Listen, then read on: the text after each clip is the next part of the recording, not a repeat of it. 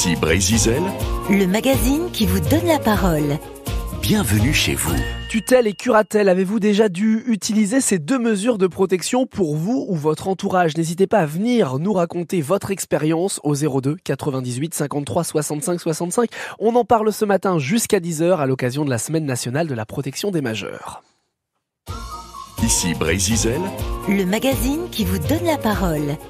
bienvenue chez vous. Et pour en parler, nos deux invités qui viennent de nous rejoindre, Stanislas Pinotto, mandataire judiciaire à la protection des majeurs à Alliance-Brest, bonjour. Bonjour. Accompagné également de Laure Bonizek, juriste pour les agences Eliance du Finistère, bonjour à vous. Bonjour. Est-ce que justement, avant toute chose, on peut expliquer ce qu'est Eliance ?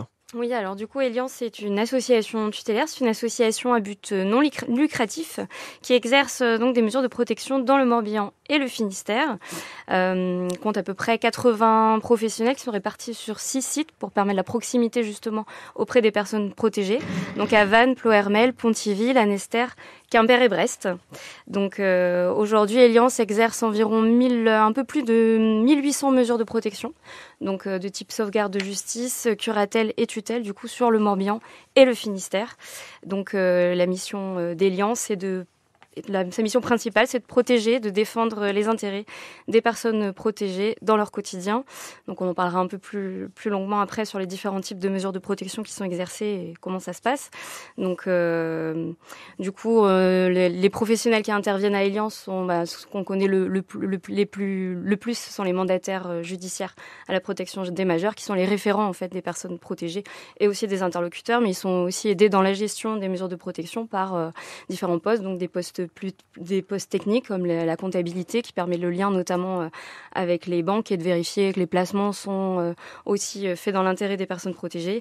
Il y a des postes de juristes comme le poste que j'exerce actuellement qui assure tout ce qui est gestion des dossiers, des suivis de succession et de vente dont sont bénéficiaires les personnes protégées, et le conseil technique aussi sur toutes les problématiques juridiques. Et il y a évidemment aussi tous les postes soutiens qui interviennent, donc les assistantes, les services numérisation qui permettent de soulager la lourde charge administrative aussi du coup des postes des mandataires. Qu'est-ce qu'on entend, parce que c'est un gros terme quand même, protéger, protection, qu'est-ce qu'on entend aujourd'hui par protection des majeurs, Stanislas ? La protection des majeurs, ça recouvre différents domaines comme la protection des biens, mais aussi des personnes, des droits civils de la personne.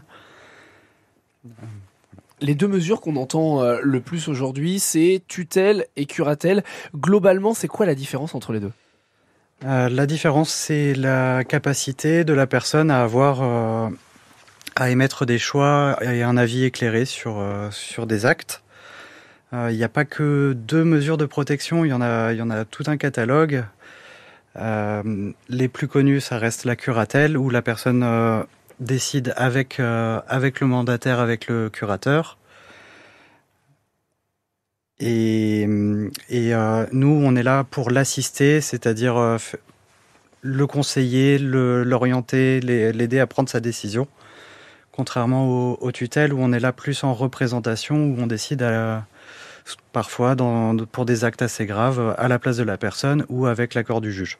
02 98 53 65 65, c'est le numéro que vous pouvez appeler pour venir témoigner si jamais vous avez utilisé ces mesures dernièrement ou quelqu'un de votre entourage, vous pouvez venir témoigner comme va le faire Louise qui nous appelle de Plestin-les-Grèves. Bonjour Louise. On va avoir Louise dans quelques instants avec nous. Bonjour Louise. Oui, je disais bonjour à tous, merci pour vos émissions. Moi j'ai un ami qui a un problème avec sa tutrice justement d'Eliance. Il a de grosses difficultés à communiquer avec elle et en fait elle ne le consulte jamais pour ses comptes. Lui il a toute sa tête, il a été mis sous curatelle parce qu'il avait des problèmes de santé.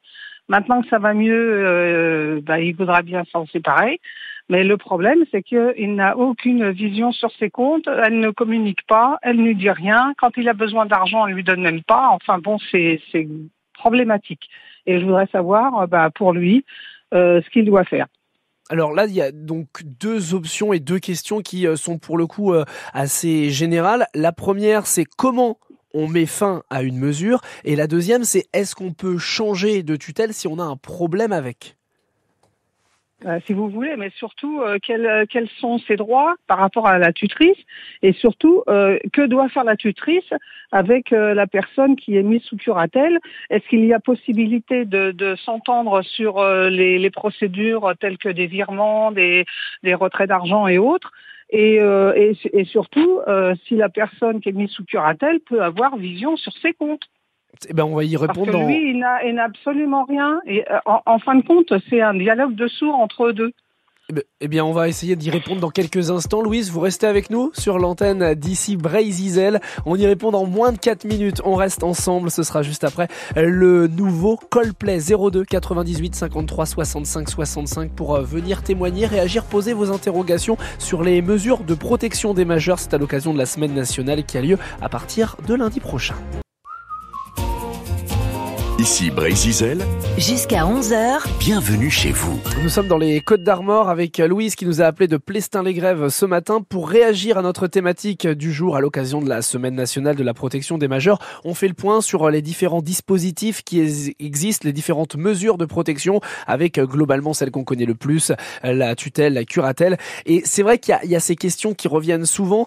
Comment on peut mettre fin finalement à une tutelle ou une curatelle? Et est-ce que si ça se passe pas très bien avec un tuteur, il y a possibilité de changer ou de mettre des aménagements en place? Oui, bien sûr, évidemment, une mesure de protection n'est pas une mesure déjà, elle va pas être définitive, hein.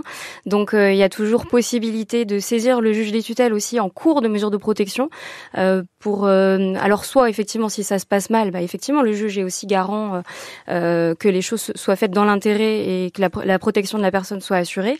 Donc, il y a possibilité de changement aussi en interne, hein, dans le cadre si jamais ça se passe effectivement pas bien au niveau relationnel, puisqu'on reste sur du contact humain, hein, donc des fois les relations humaines sont pas toujours simples. Donc il y a possibilité d'un changement de curateur en interne, de faire un point aussi pour essayer de voir où est le problème en fait et qu'est-ce qui coince en fait dans la relation pour essayer de trouver des solutions. Et si on n'y arrive pas ou si vraiment c'est pas compatible, il est tout à fait possible de saisir le juge des tutelles pour demander un changement de curateur ou dans le cas que semblait indiquer la personne qui a appelé, si effectivement l'état de santé de la personne s'est amélioré, il y a aussi la possibilité de sortir complètement du dispositif. On peut sortir plus tôt que la durée prévue? Absolument. La durée est habituellement pour 5 ans, mais à tout moment, en cours de mesure de protection, on peut solliciter la main levée de sa mesure de protection en saisissant le juge des tutelles. Alors par contre, il faut savoir qu'il faut un certificat médical circonstancié d'un médecin inscrit sur la liste du procureur pour pouvoir obtenir cette main levée, puisqu'évidemment, le juge des tutelles se base aussi sur des éléments médicaux. Hein, ça veut dire que n'importe quel médecin traitant ne peut pas le faire, globalement. Non. Ouais, en tout cas pas pour une main levée, ni même pour une aggravation d'ailleurs, parce qu'effectivement, par exemple, une personne qui est sous curatelle, si on rend compte que l'état de santé s'est aggravé, qu'elle n'est plus en capacité de donner un avis éclairé sur sa situation, on peut aussi également demander une aggravation de la mesure de protection. De la même manière, sur la base d'un certificat médical circonstancié. Donc effectivement, il est possible de sortir de la mesure de protection en cours de mesure si effectivement l'état de santé s'est amélioré, qu'il n'y a plus besoin de cette assistance du curateur. Et pendant les mesures, il y a aussi des choses qui sont mises en place, c'est-à-dire que le tuteur-curateur ne fait pas ce qu'il veut.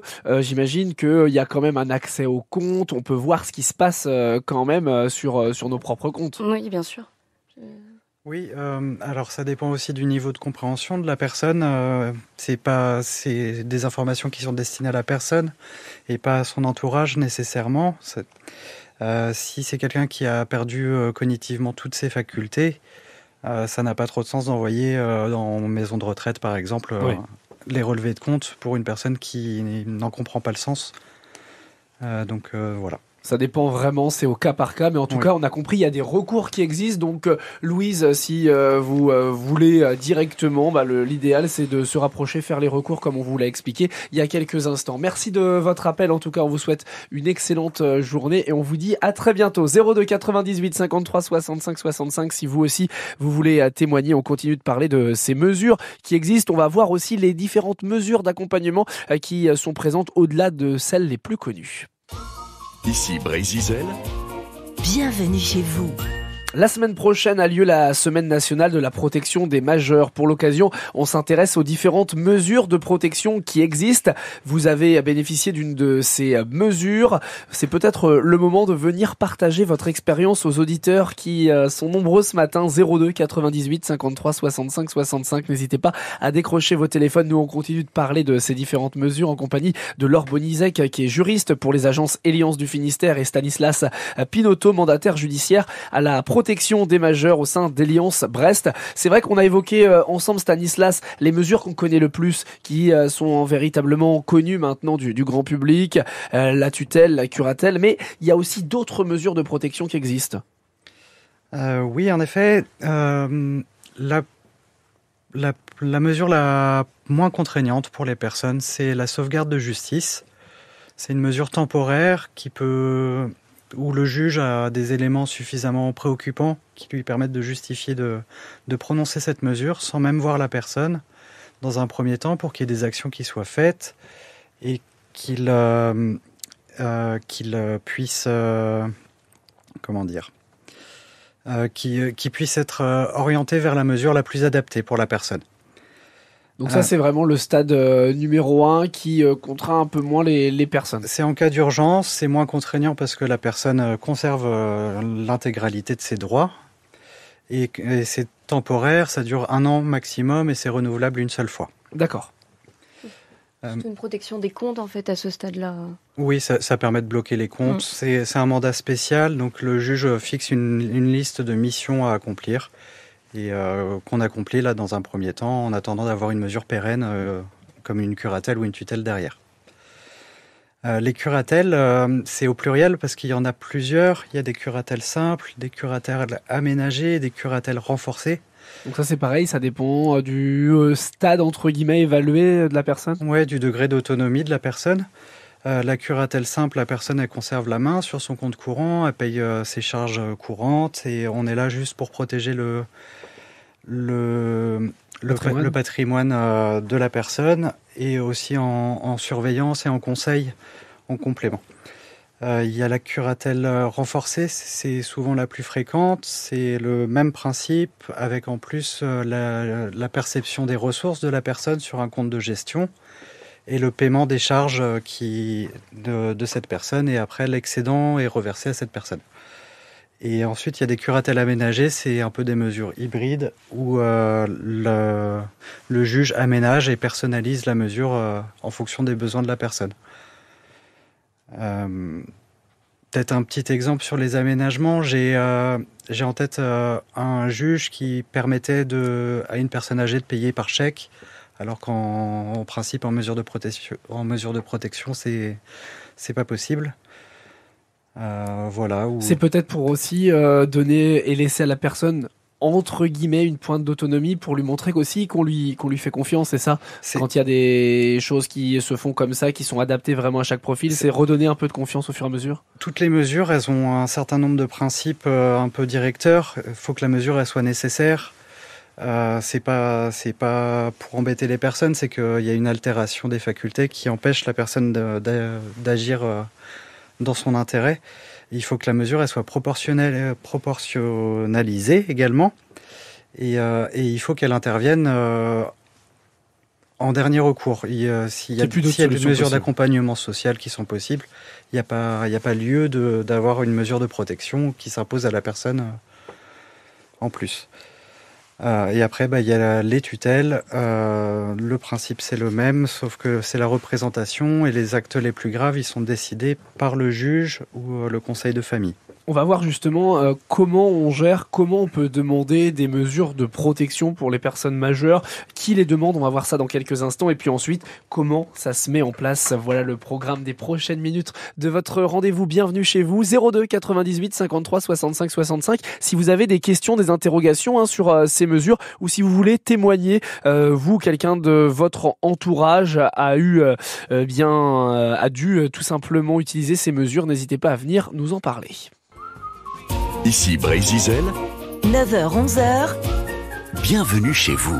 Les différentes protections pour les majeurs à l'occasion de la Semaine nationale de protection des majeurs. On en parle ce matin avec nos deux invités, Stanislas Pinotto, mandataire judiciaire, et Laure Bonizek, qui est juriste. Et vos questions et réactions également au 02 98 53 65 deux fois, comme Marcel qui nous appelle de Brest. Bonjour Marcel. Oui, bonjour. Quelle est votre interrogation ce matin ? Alors, je voulais savoir, pour la personne qui est mise sous curatelle ou tutelle, est-ce que c'est payant pour elle ? Est-ce qu'elle paye quelque chose ?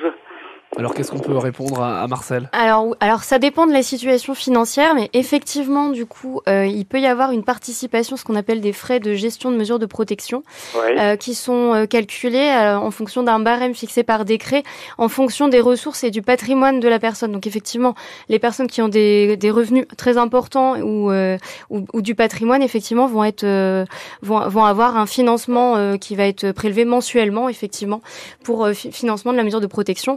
En revanche, effectivement, les personnes qui sont avec des aides sociales, par exemple, qui ont très peu revenus, ne payent rien, effectivement, pour la gestion de la mesure de protection. Voilà Marcel. D'accord, merci beaucoup. Merci de votre interrogation. Belle journée à vous. On reste à Brest. Sandra vient de nous appeler également. Bonjour.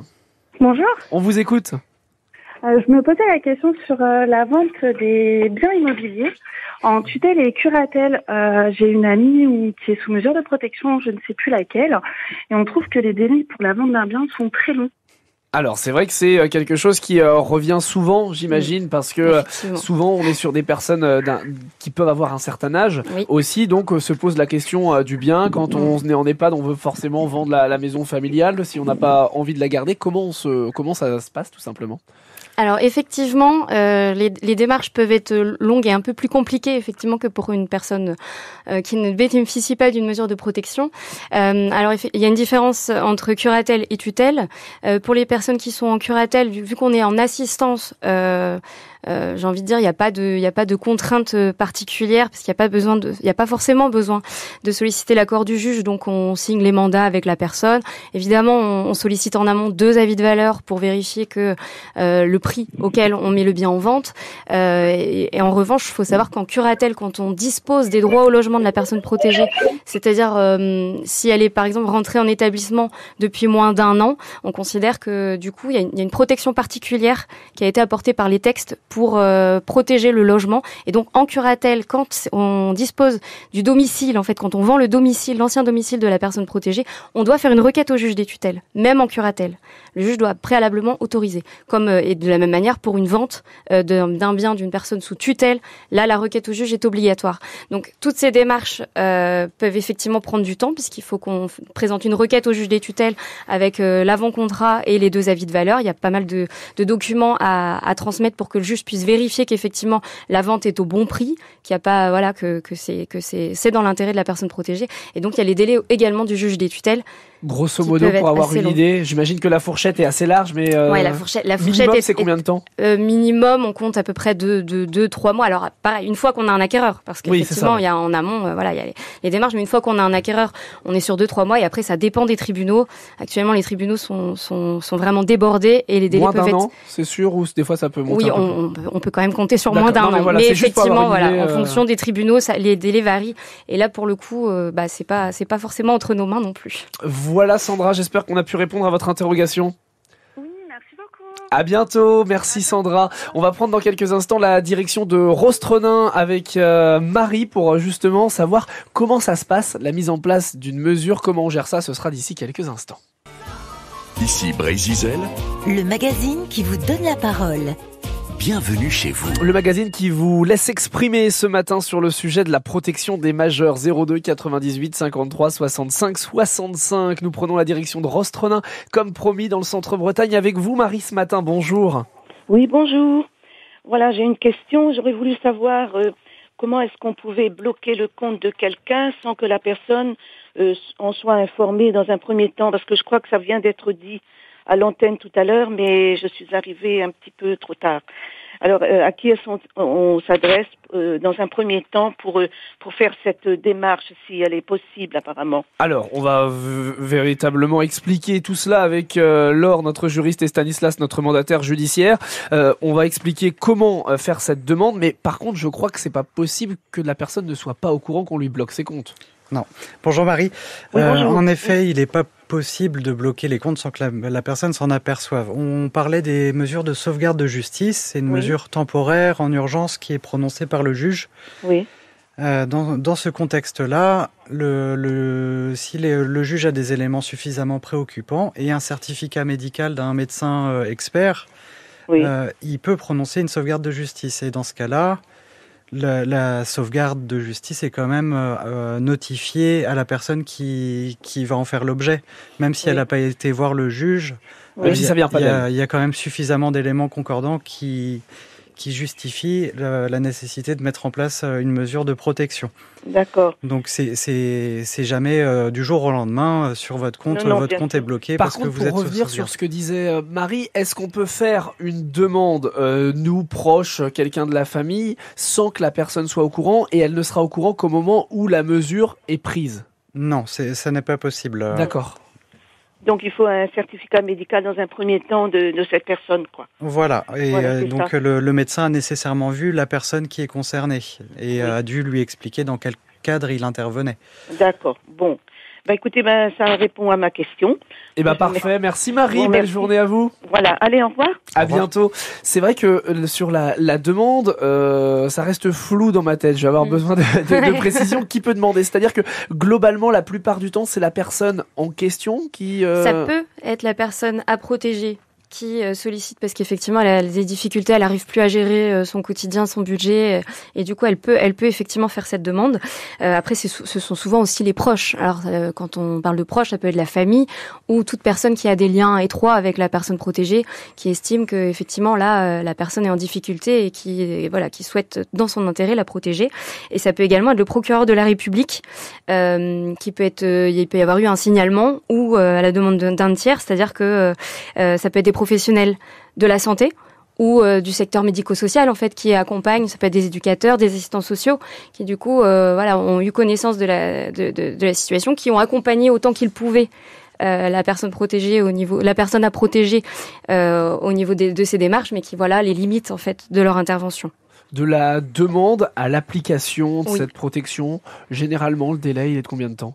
Ça dépend. Ouais, ça dépend parce qu'en fait il y a toute une démarche, c'est-à-dire qu'il y a une requête du coup qui est faite au juge, donc avec un certificat médical circonstancié, des explications, faut argumenter bien sûr, expliquer quelles sont les difficultés de la personne, et une fois présentée cette requête, le juge va étudier la demande et va auditionner la personne protégée. Il va y avoir une convocation pour que le juge puisse l'entendre, pour lui expliquer du coup qu'il y a eu cette demande-là aussi, échanger avec lui sur les possibilités, sur les différentes mesures aussi, et ça permet aussi au juge de voir réellement quel est l'état de santé et quelles sont les difficultés réelles de la personne protégée. Ça c'est aussi rassurant, c'est de se dire finalement que il y a aussi un temps d'examen, qu'on va faire le point sur ce qui se passe et que c'est pas... C'est dans des cas exceptionnels, la personne n'est pas auditionnée, c'est que vraiment son état de santé, et il y a un certificat médical qui indique que la personne n'est pas auditionnable aussi, parce qu'elle n'est pas en capacité du tout de s'exprimer.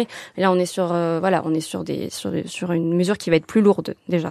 Donc, et ensuite, effectivement, il y a la notification de la décision au juge des tutelles. La famille peut être également entendue parce que, dans la mesure du possible, le juge priorise que la mesure soit exercée par la famille, sauf conflits familiaux, sauf si la personne à protéger ne le souhaite pas ou que la personne qui pourrait exercer la mesure ne le souhaite pas non plus.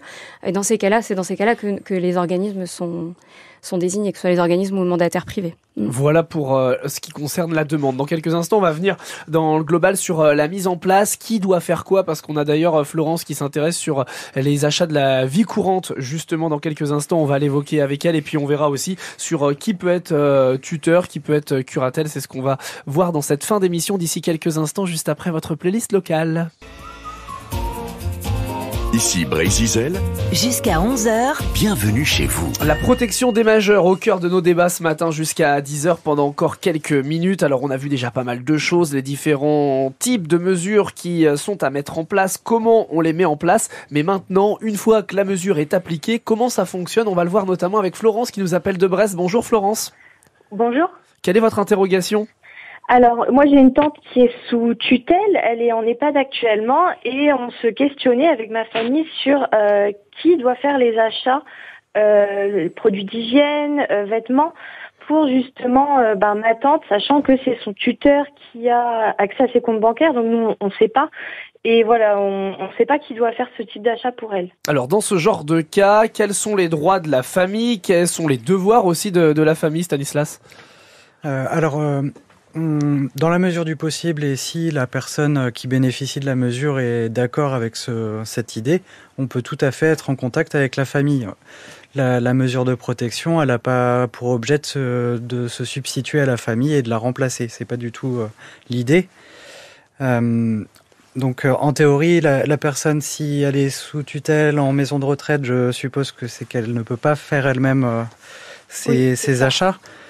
Donc si la famille, je sais pas, peut-être qu'elle est présente, ou si elle n'est pas présente, ça varie. Ça peut être la famille qui effectue des achats et des remboursements sont faits avec le compte de gestion de la personne protégée.